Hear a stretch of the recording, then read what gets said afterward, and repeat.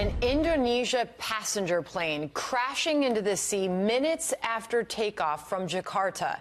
All 189 people on board are now feared dead. Benjamin Hall's following this story from our London bureau this morning. Benjamin, what are we learning about what caused this plane to come down? Sandra, at this point, it really is still a mystery.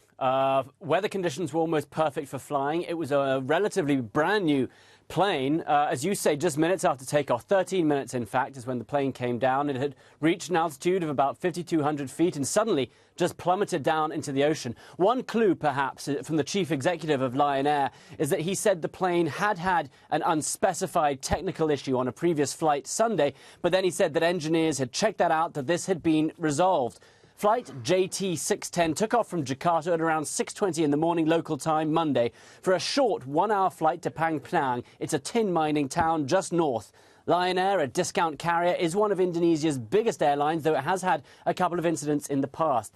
The plane crashed into water about 100 to 130 feet deep, making recovery efforts at the moment very difficult.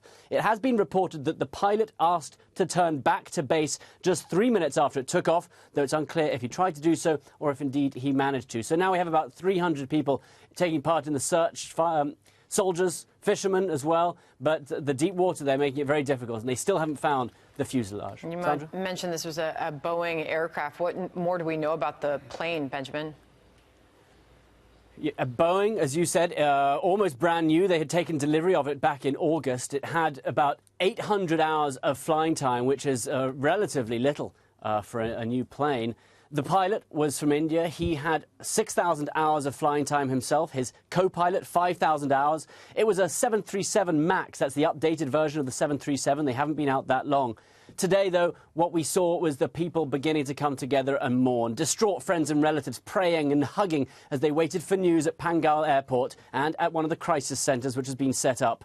That Indonesian authorities there are now saying, go to the morgue, please try to identify remains. And we're also hearing that the weather conditions are worsening, so the sea is getting rougher, and as it enters nighttime in Indonesia, it's going to get a lot harder to find the fuselage or any remains. They do say they don't expect to find anyone survived.